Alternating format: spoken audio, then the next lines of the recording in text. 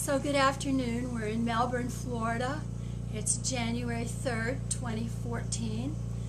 And we're here talking to Maryann Whitesell. Maryann is in the late stages of cancer. And how you're feeling? I feel very, very tired. In fact, I am capable of sleeping the day through, the night through, and the day through, and the night through. But that's it. Then I got to get up out of bed and move around a little bit. And I can't seem to move around by myself anymore. I just haven't got the strength. So the nurse, and my blood pressure has dropped. When she took it last, it was 80 over 60, which is rather low even for me. So we think my systems are beginning to shut down, but I don't feel any real pain from the cancer. I just feel some nausea periodically. Okay. If I take the medicine for that, the nausea goes away, but it doesn't go away for 6 hours, which is what it's supposed to go. So, but at least I'm not throwing up today. Good. That's good. Yeah. So, what I'd like to know is what you're thinking these days. What are your thoughts like? Are you having dreams? How is this going for you emotionally and mentally? I'm not aware of dreaming. It's just something will make me open my eyes, and I realize I'm still here.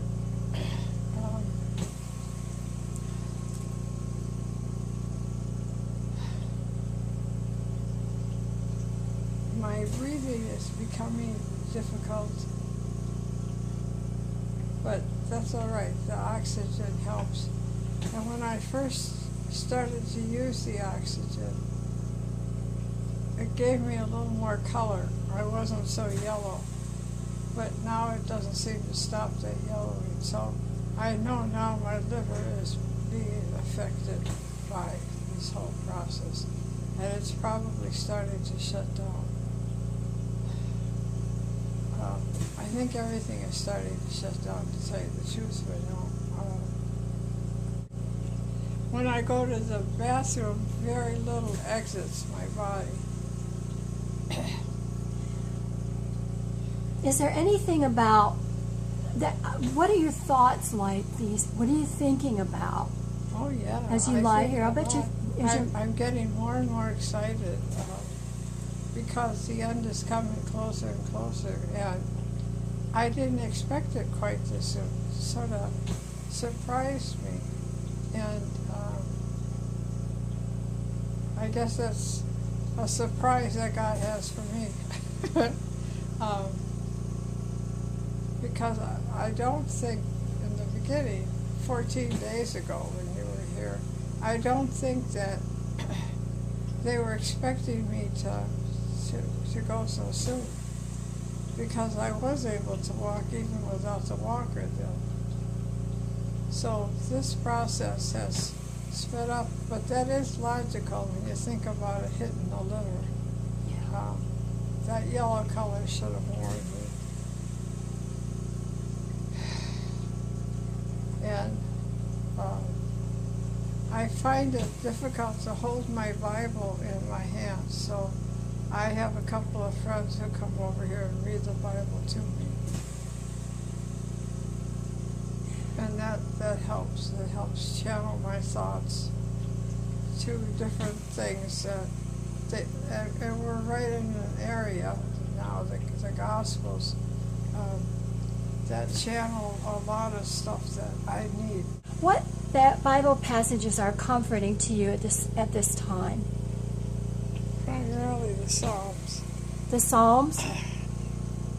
Yeah, I enjoy listening to the Psalms. Can you talk a little bit louder? Not all of them. David's tend to have a lot of violence, but I prefer the be joyful in the Lord type thing. And I know most people will pick the 23rd Psalm, and that's okay. But my favorite is the 90th. The 90th Psalm? And that's okay. I think in my memorial service, Pat's been taking down every psalm number that I say. And she's going to ask whoever is reading to read those. And Pat is your sister, who is taking care of you these days, has been taking care of you. She is. Mm-hmm. I just wish she felt more adequate, because you don't have to have a lot of knowledge to do for me what she's doing for me in terms of health care. And she's very adequate. I don't find fault with her. But we did have to call in my other sister today. And just yesterday we told her we thought that it would be fine until the end of January. But I guess that's not true. So Pat has to make another phone call to my one stepdaughter who hasn't been able to get here. I tell her to get here if she wants to see me. So that's what we'll do. Is there anything about life that you regret having to leave?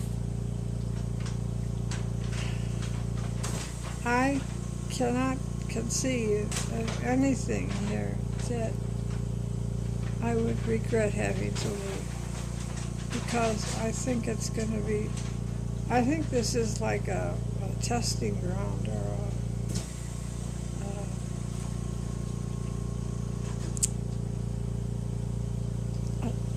it's not a training ground, but it's a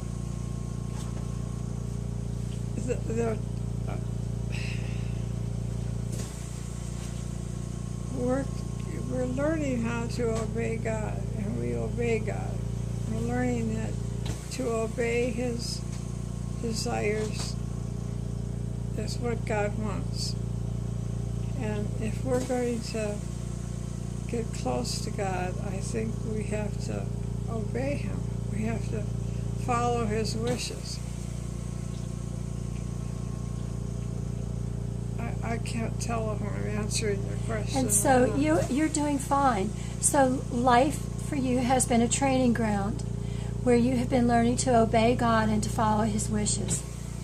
Yeah. And you said in your last interview that your job here was complete, that you had finished everything that you had come here to do, that it was complete.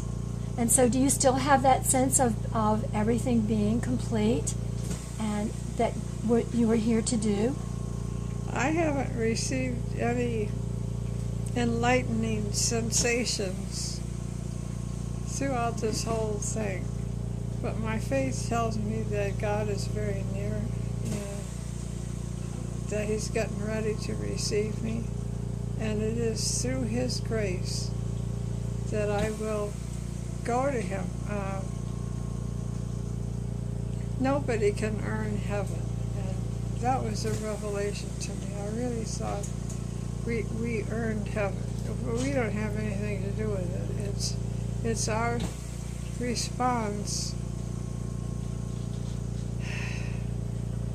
to Him.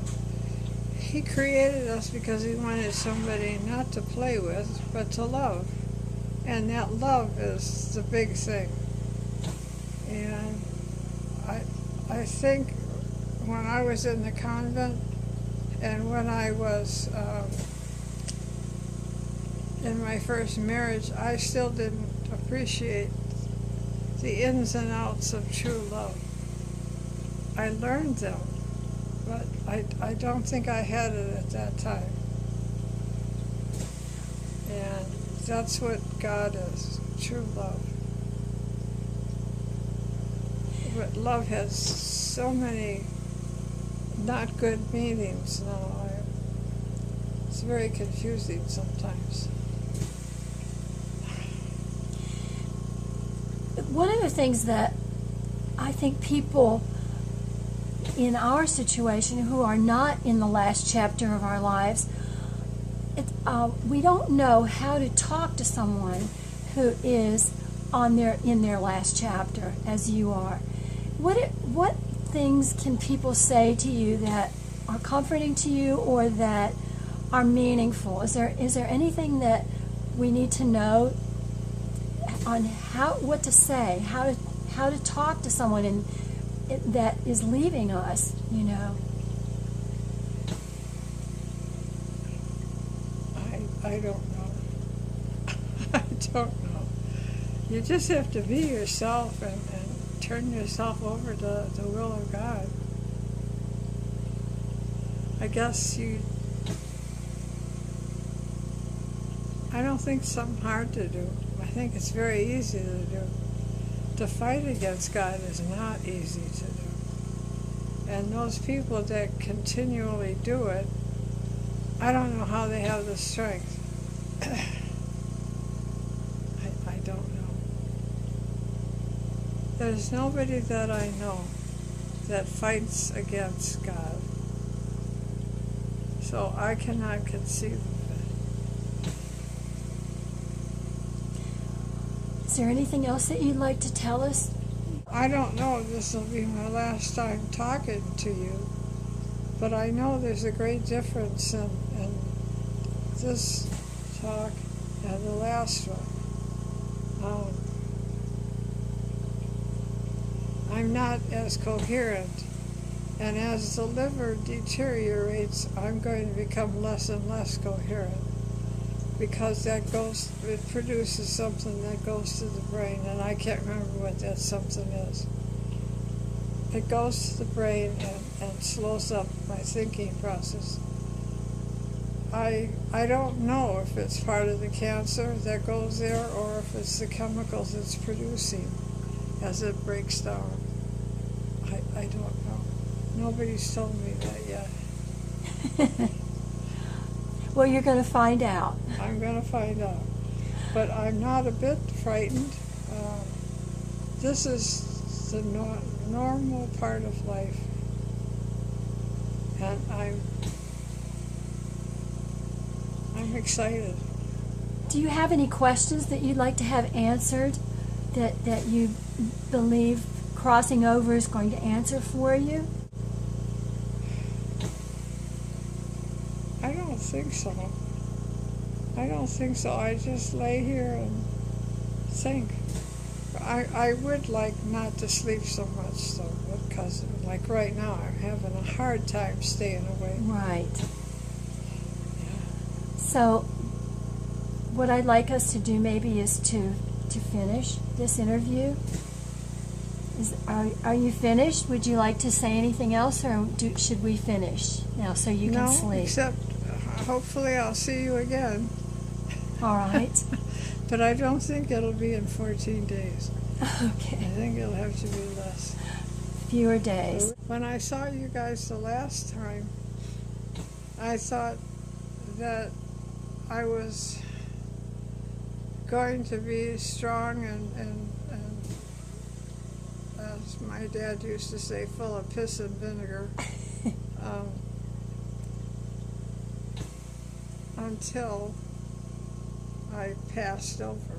But I don't think that's going to be the case. I think I'm just sort of weakening it out,